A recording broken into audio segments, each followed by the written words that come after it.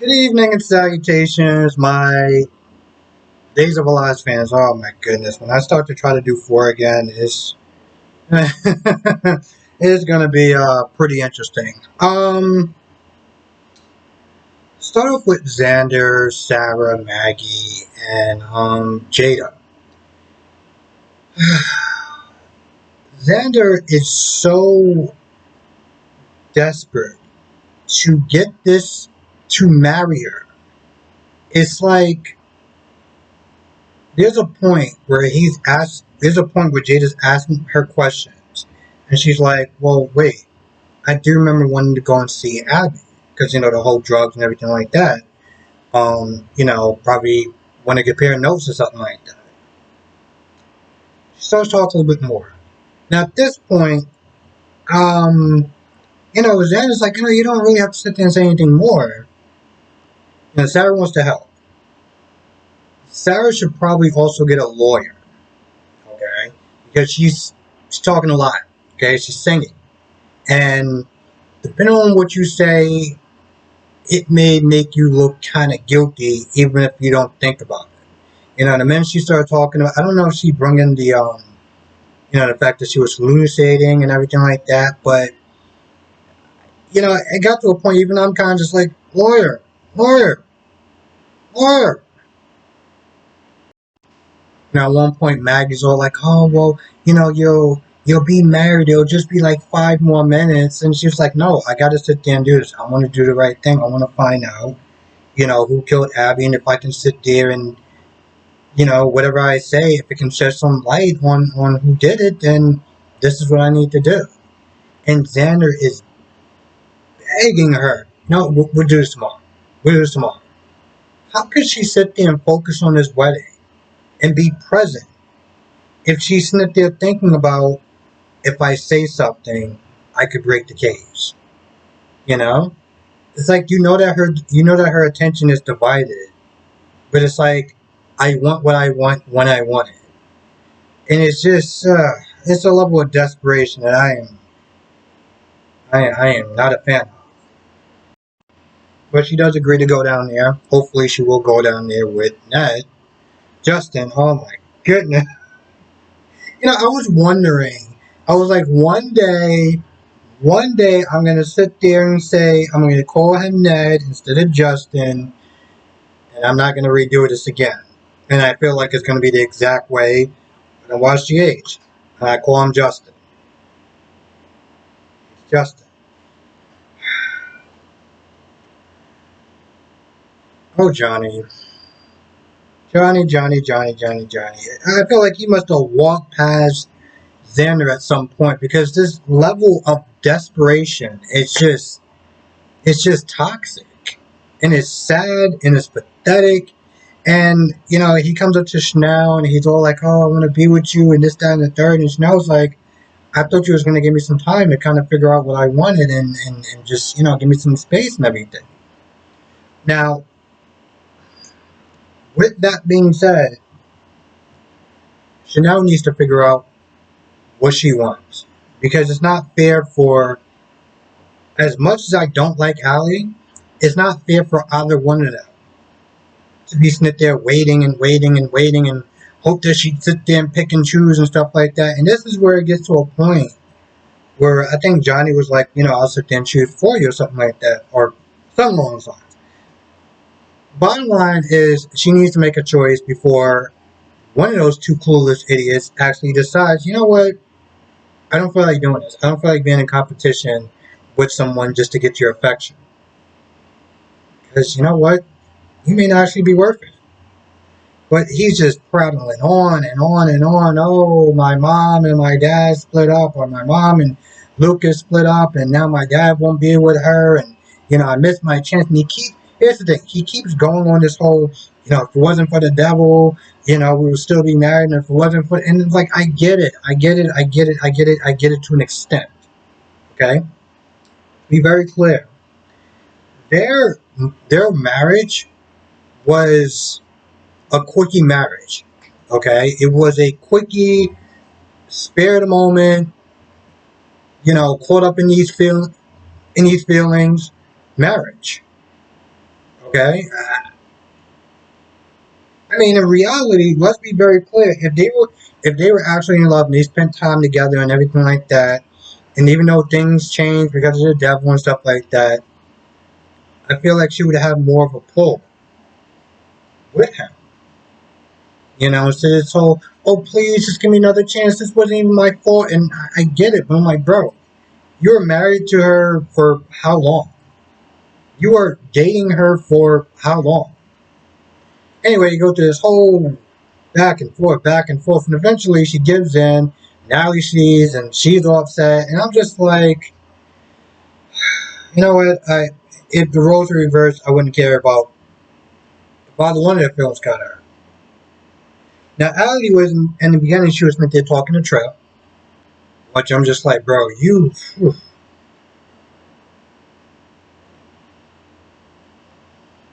Trip is a better man than I am. And you know, I'm gonna sit there and say this, and I'm gonna stick to it. Trip was too good for Allie. Okay, bottom line, Trip was too good for Allie. But he does sit there and call her, I guess, to check on her and sit there and give him his updates about, you know, Beyond Salem and some of his adventures or whatever. Maybe, I'm not too sure. That's another issue that I may save for another day, as far as how those two stories really don't connect well. Um, you know, come to think of it, I think like I feel like the night shift in General Hospital kind of mashed a lot more better. Um, who comes to the door first? Oh, Kate comes to the door and talking about Lucas and everything like that. It seems at some point that she wants to confess about her knowing that Lucas kidnapped Sam. But Marlena came in there, and as she was there talking, she was like, "Oh, I'm surprised you're here." One thing led to the next, and you know, Allie was like, "What's going on? Why is there so much tension?" And that's when Kate is like, "Yeah, I knew about Sammy's kidnapping, and you know, I want to sit there and protect my son, and yada yada yada." At this point, Allie is done. Okay, she is so done. Um, she pretty much told her to kick rocks. She's like, "Yo, listen, I want nothing to do with you," and he could have possibly killed, you know, Abby. Um, so she leaves, which is really odd because you would sit there and think, hmm, maybe she should leave. You know, I mean, she's on good terms with Marlena, you know, but she wanted to go sit there and find Chanel to sit there and comfort her. Um, but like they both, in a lot of ways, they both did that. Like Johnny came in with the sympathy card. Oh, woe is me, my life is falling apart. My mom left, my dad's not happy, and just really, uh, like seriously, you're using a sympathy card, and then you're like practically begging her. Okay, sure. Yeah, she's like, hey, you know, she asked Marlene to sit there and watch the baby. Kay's like, oh no, I can watch the baby. Do you honestly think that she wants you near her child? She's like, no, don't go near my child. Marlena, watch the baby. Now, I feel like that was in reverse. Okay, Allie should not be leaving her own place. Okay, it should be Kate. I don't understand. I'm so mad at you that I'm gonna leave.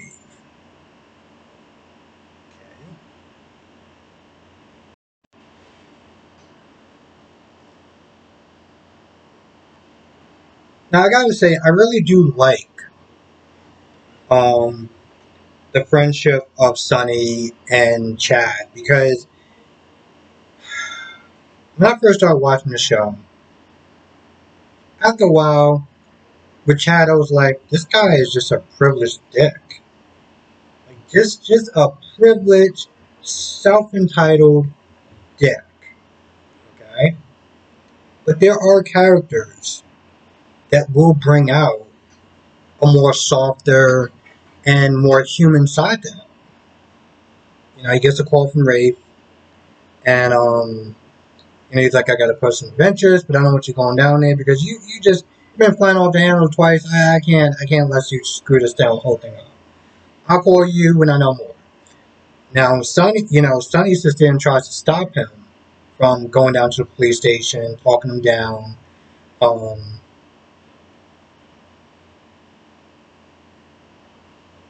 he found out about Chad knowing that EJ was innocent and practically just let him go to jail. And now that he's going to have to sit there and sign over his shares, otherwise he may be going to jail. Now, fair, I don't think that EJ would actually put him, send him to jail. He'll definitely send Kate to jail. Okay, let's not get this twisted. He will definitely send Kate to jail, and I will sit there and bother and probably hurt Chad. Um, Chad was like, maybe I deserve to actually, sign over my shares, as some sort of penance or whatever. Um, so it gets to a point where he's talking about how he doesn't feel like he's a good enough dad, especially during story time and stuff like that. And it was just really nice in there seeing Sonny just being supportive and just, really, kind of I'm not even gonna sit there. He really highlighted the importance of, being the best friend. Saying he was gonna go over there and help him with the story time and help him with the kids and stuff like that. He would literally sit there and drop everything he's doing to help him out.